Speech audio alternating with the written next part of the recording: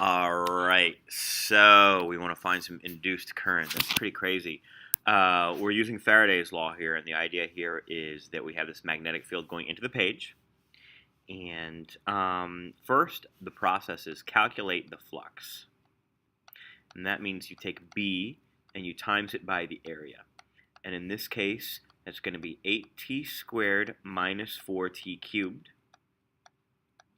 And then we're going to times it by the area of this loop, which is pi times 0.5 quantity squared.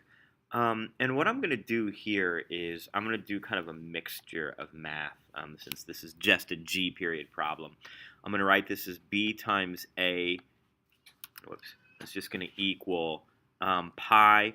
And then 0.25 squared is 0.5 squared is 0.25. That's actually 0. Okay, so how am I trying to say this? 0.5 squared is 0.25, which is the same as 1/4. Okay, so just to be clear, this is just what you get when you take 0.5 squared. And then that's going to be 8t squared minus 4t cubed. So when I actually math all this out, I'm going to get that the flux is pi times 2t squared minus t cubed. Okay, that's just the flux. Now, to get the voltage induced in this coil. So what we're saying is that when we change this magnetic flux, this B through the area, the laws of nature are that will in fact generate a voltage. Exactly how and why that happens, that's a more advanced topic.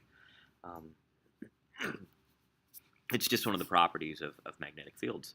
So we have d phi dt. I should put a negative sign here, which we'll get into if you take AP Physics. Let me talk a little bit about it here. And that's negative, okay? And now we'll take the negative derivative. That'll be negative pi. And here that's going to be 4t minus 6t squared. And we want to know what that voltage is at 3 seconds, so that'll be -4.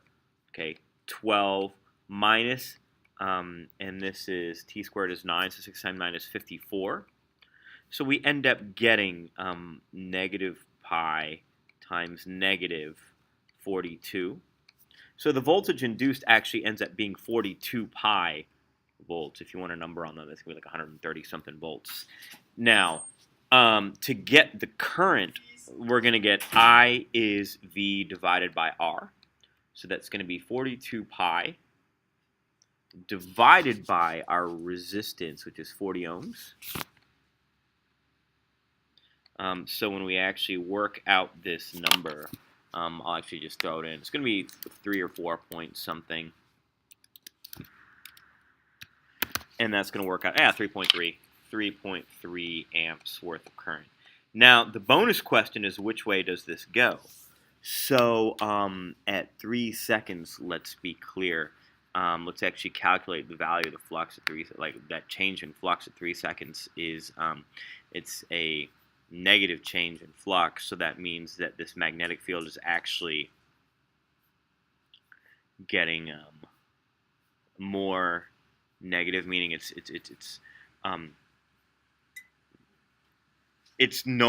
doesn't want to go into the page. It's trying to go out of the page.